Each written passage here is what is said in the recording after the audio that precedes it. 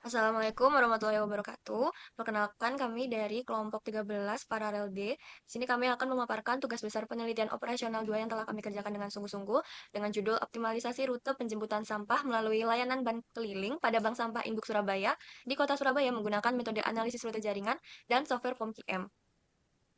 Di sini perkenalkan dengan saya sendiri, Kadek Dian Dwi Suryani dengan NPM 240320102204.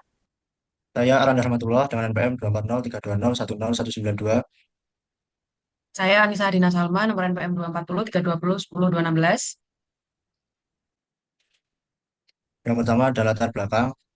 Penelitian operasional merupakan penerapan metode ilmiah berbasis matematika untuk membantu pengambilan keputusan yang optimal dalam suatu sistem. Pada layanan bank keliling, Bank Sampah Induk Surabaya masih terdapat kendala operasional berupa ketidakefisienan rute penjemputan sampah, waktu tempuh yang kurang optimal, serta distribusi armada yang belum seimbang sehingga berpotensi meningkatkan biaya operasional. Untuk mengatasi permasalahan tersebut, digunakan metode shortest route, minimum spanning tree, dan maximal flow yang mampu menganalisis jaringan berdasarkan jarak, keterhubungan antar titik, dan kapasitas aliran. Selanjutnya ada rumusan masalah. Pada penelitian ini, rumusan masalahnya bagaimana penerapan analisis jaringan melalui metode shortest route atau rute terpendek, minimum spanning tree atau pohon merentang, dan maksimal flow atau aliran maksimum. Dapat digunakan untuk mengoptimalkan penentuan rute penjemputan sampah serta distribusi armada bank keling sehingga tercapai efisiensi operasional dengan biaya yang minimal. Untuk tujuan penelitiannya, yang pertama ada menganalisis penerapan metode shortest route, minimum spanning tree, dan maximal flow dalam menentukan solusi awal pembagian rute dan armada pada layanan bank keliling pada Bank Sampah Induk Surabaya. Yang kedua, menentukan tingkat efisiensi dari hasil alokasi rute dan armada yang diperoleh dari masing-masing metode untuk mengidentifikasi metode yang paling optimal. Yang ketiga, menentukan kombinasi rute penjemputan sampah dan distribusi armada yang paling efisien dengan biaya operasional seminimal mungkin berdasarkan hasil analisis dari ketiga metode tersebut. Selanjutnya ada manfaat penelitian. Yang pertama, memberikan analisis penerapan metode shortest route, minimum spanning tree, dan maximal flow dalam pembagian rute penjemputan dan distribusi armada pada pelayanan bank keliling. Yang kedua, memberikan perbandingan tingkat efisiensi dari hasil alokasi rute dan armada berdasarkan metode shortest route, minimum spanning tree, dan maximal flow. Yang ketiga, menentukan kombinasi rute penjemputan dan distribusi armada yang paling optimal dengan biaya operasional minimum berdasarkan hasil analisis ketiga metode. Selanjutnya ada batasan masalah. Yang pertama, analisis dalam penelitian ini dibatasi pada penerapan metode shortest route, minimum spanning tree, dan maksimal flow dalam pembagian rute penjemputan dan distribusi armada. Yang kedua, perbandingan efisiensi hanya dilakukan berdasarkan alokasi rute dan armada dari ketiga metode tersebut tanpa mempertimbangkan metode optimasi lainnya. Yang ketiga, menentukan kombinasi rute dan distribusi armada difokuskan pada minimasi biaya operasional tanpa mempertimbangkan faktor eksternal seperti kondisi lalu lintas real time atau perubahan operasional di lapangan. Yang selanjutnya asumsi-asumsi. Yang pertama, data jarak, waktu tempuh, serta hubungan antar titik penjemputan dianggap tetap akurat sehingga penerapan metode dapat dilakukan secara valid. Yang kedua, kondisi operasional layanan pengeliling termasuk jumlah titik penjemputan, kapasitas armada, dan volume sampah dianggap tidak berubah selama proses analisis dan perbandingan efisiensi antar metode. Yang ketiga, sistem distribusi diasumsikan berjalan dalam kondisi normal tanpa ada gangguan eksternal sehingga hasil optimasi rute dan alokasi armada mencerminkan kondisi ideal untuk mencapai biaya operasional minimum. Baik, selanjutnya terdapat pada bab 2, yaitu tujuan pustaka, di mana yang pertama terdapat penelitian operasional. Penelitian operasional merupakan metode ilmiah yang menggunakan pendekatan matematis dan analisis kuantitatif untuk membantu menyelesaikan permasalahan serta menghasilkan keputusan yang optimal. Yang kedua, analisis rute jaringan. Analisis rute jaringan merupakan metode yang digunakan untuk menganalisis hubungan antar titik dalam satu jaringan yang terdiri dari simpul atau node dan jalur penghubung atau edge. Baik, selanjutnya yang ketiga, yaitu metode analisis rute jaringan. Metode analisis rute jaringan merupakan metode yang digunakan untuk menyelesaikan permasalahan distribusi dan transportasi yang melibatkan hubungan antara titik dalam suatu jaringan. Jenis metode ada tiga, yaitu shortest route, minimum spanning tree, dan maximal flow. Yang keempat, optimalisasi rute penjemputan sampah. Optimasi rute penjemputan sampah merupakan upaya menentukan jalur pengangkutan yang paling efisien dengan mempertimbangkan jarak, waktu tempuh, dan penggunaan armada. Yang kelima, sistem bank sampah. Sistem bank sampah merupakan sistem pengelolaan sampah berbasis masyarakat yang menerapkan konsep menabung sampah yang memiliki nilai ekonomi. Yang keenam, metode distribusi dan transportasi sampah. Metode distribusi dan transportasi sampah menggambarkan proses pengumpulan dan pengangkutan sampah dari titik penjemputan menuju lokasi pengolahan atau bank sampah. Yang ketujuh, layanan bangkling atau bank sampah keliling. Layanan bangkling atau bank sampah keliling merupakan inovasi pengelolaan sampah berbasis masyarakat yang dikembangkan untuk mempermudah akses layanan bagi nasabah bank sampah. Yang kedelapan, software POPQM. POPQM merupakan perangkat lunak berbasis komputer yang banyak digunakan dalam bidang manajemen operasional, riset operasi, dan teknik industri untuk membantu menyelesaikan berbagai permasalahan kuantitatif secara efektif dan efisien. Dan yang kesembilan yaitu penelitian terdahulu. Penelitian terdahulu menunjukkan bahwa keberhasilan pengelolaan sampah dipengaruhi oleh partisipasi masyarakat, kondisi geografis, dan sistem pengelolaan yang diterapkan. Penelitian dilakukan oleh EK, serta terdapat yang ke-10 yaitu peran analisis jaringan dalam industri. Analisis jaringan merupakan salah satu metode penting dalam dunia industri yang digunakan untuk membantu proses perencanaan, pengendalian, serta pengambilan keputusan secara optimal dan sistematis. Selanjutnya, lokasi dan waktu penelitian. Bank Sampah Keliling Induk Surabaya berlokasi di Jalan Raya Menur nomor 31A, Manyar, Sabrangan, Kecamatan Mulyorejo, Surabaya, Jawa Timur, pada tanggal 4 Mei 2026 pada pukul 13.30 hingga 14.10 waktu Indonesia Barat.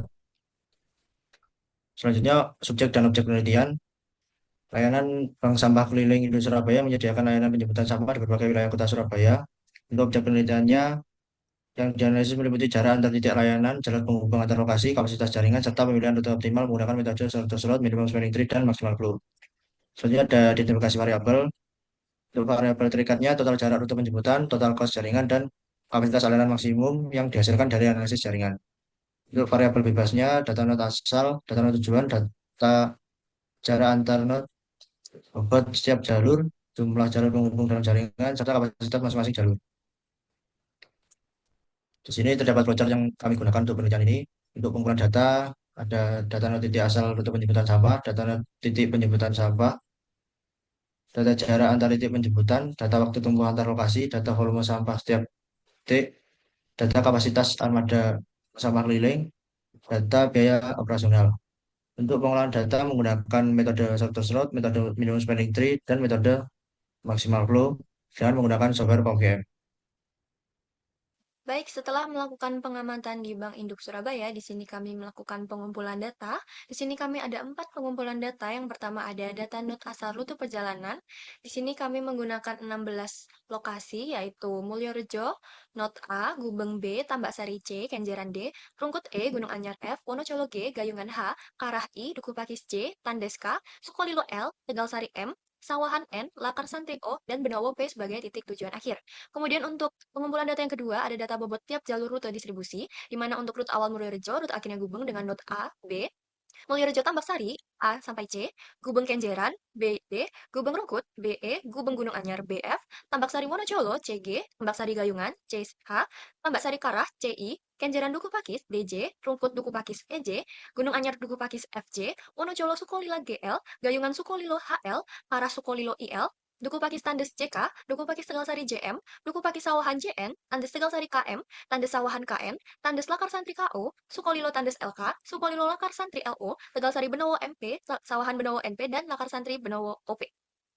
Kemudian untuk pengumpulan data yang ketiga, ini ada data bobot tiap jalur rute distribusi, yang dimana untuk data bobot tiap jalur rute distribusi ini kami menambahkan jarak dari data pengumpulan kedua, yang dimana untuk Rungkut Duku Pakis jaraknya 6 km, Gunung Anyar Duku Pakis 7 km, Wonocolo Sukolilo 5 km, Gayungan Sukolilo 4 km, Karah Sukolilo 6 km, Duku Pakis Tandes 9 km, Duku Pakis Tegalsari 5 km, Duku Pakis Sawahan 4 km, Tandes Tegalsari 3 km, Tandes Sawahan 4 km, Tandes Lakar Santri 8 km, Sukolilo Tandes 10 km, Sukolilo Lakar Santri 12 km, Tegal Sari Benowo 6 km, Sawahan Benowo 5 km, Lakar Santri Benowo 4 km, Mulyorejo Gubong 4 km, Mulyorejo Tambak Sari 5 km, Gubeng Kenjeran 7 km, Gubeng Rungkut 10 km, Gubeng Gunung Anyar 12 km, Tambak Sari Wonocolo 9 km, Tambak Sari Gayungan 11 km, Tambak Sari Karah 13 km, dan yang terakhir Kenjeran Duku Pakis 8 km. Kemudian untuk pengumpulan data yang keempat, di sini kami mendapatkan data jalur rute distribusinya. Bisa dilihat ini untuk perjalanan dari node A sampai P dengan bobotnya masing-masing. Nah, selanjutnya di sini ada pengolahan data yang di mana layanan bangkeling itu dioperasikan oleh Bank Sampah Induk Surabaya yang melakukan penjemputan sampah dari berbagai wilayah di kota Surabaya. Jadi, setiap lokasi layanan ini itu memiliki hubungan jalur dengan jarak yang berbeda sehingga diperlukan analisis untuk menentukan pola distribusi yang lebih efisien. Pada penelitian yang kami lakukan ini, kami menggunakan metode shortest route untuk mencari jalur penjemputan dengan jarak yang minimum. Kemudian kami menggunakan metode minimum spanning tree untuk membentuk jaringan yang menghubungkan seluruh titik dengan total jarak yang minimum. Serta untuk metode yang terakhir kami menggunakan metode maximal flow untuk mengetahui kapasitas aliran maksimum yang dapat ditampung. Baik, selanjutnya di sini kita akan masuki perhitungan manual. Yang pertama ada shortest route, di mana layanan bangkeling sampah ini sendiri itu kan melakukan penjemputan sampah dari wilayah Mulyorejo menuju Benowo melalui beberapa titik. Nah, setiap jalur ini tuh memiliki jarak tempuh yang berbeda, sehingga diperlukan pemilihan rute yang efisien untuk mengurangi waktu perjalanan dan juga biaya operasional. Nah, untuk menentukan jalur penjemputan ini, digunakanlah metode shortest route, yang dimana dapat kita lihat di sebelah sini, kami sudah melakukan perhitungan manual. Kita dapatkan bahwa untuk hasil perhitungan shortest route ini, yang jaraknya paling pendek itu kami dapatkan untuk rute A, B, D, C, N, P dengan bobotnya itu 28, di mana itu total dari rute A ke B4, B ke D7, D ke J8, J ke N4, dan juga N ke P5 dengan total 28 yang dimana dari seluruh alternatif yang kami hitung menunjukkan bahwa rute ini merupakan rute shortest route. Selanjutnya di sini ada perhitungan manual untuk minimum spending tree, yang dimana layanan bank keliling ini melayani 16 wilayah yang saling terhubung. Nah, untuk pengelolanya ini, itu ingin membentuk jaringan yang menghubungkan seluruh wilayah dengan total jaraknya itu yang paling minimum tanpa jalur yang berulang. Jadi, di sini kita menentukan kombinasi jalur yang dipilih menggunakan metode minimum spending tree. Dapat dilihat di sebelah kanan, ini adalah grafik atau graf yang telah kami dapatkan setelah melakukan perhitungan manual. Jadi, berdasarkan hasil perhitungan menggunakan minimum spending tree ini, diperoleh jaringan rute penjemputan dengan total jarak minimum.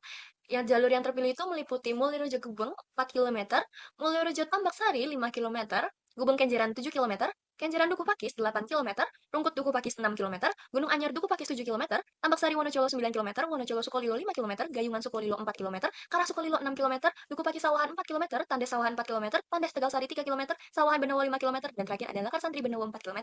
Yang dimana berdasarkan jalur yang kami pilih dengan metode ini menghasilkan total bobot jaringan sebesar 81 km yang menunjukkan bahwa total bobot ini tuh merupakan total jarak yang minimum.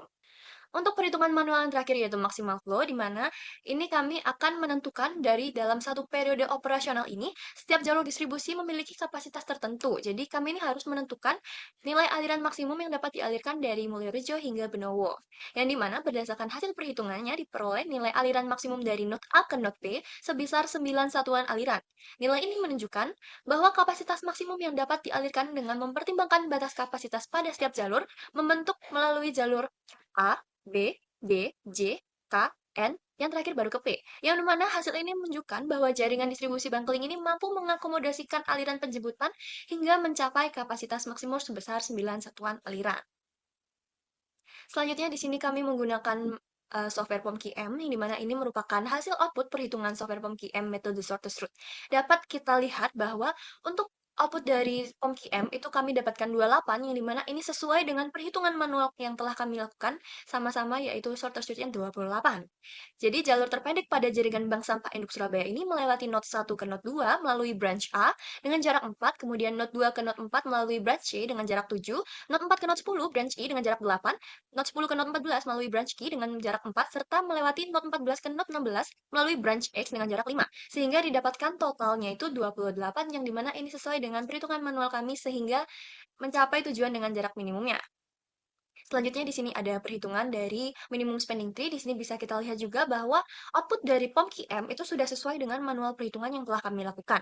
Jadi berdasarkan hasil perhitungan menggunakan software, diperoleh jaringan yang menghubungkan seluruh node dengan total cost minimum itu sebesar 81 km. Jaringan ini terbentuk dari 15 cabang yang terpilih yang menghubungkan dari node 1 hingga node 16 tanpa membentuk siklus. Pemilihan cabang ini juga dilakukan berdasarkan nilai kos yang paling kecil. Dan untuk perhitungan ini sudah sesuai dengan perhitungan manual kami sehingga didapatkan bahwa nilai untuk metode minimum spending tree ini sebesar 81. Selanjutnya yang terakhir yaitu perhitungan maksimal flow.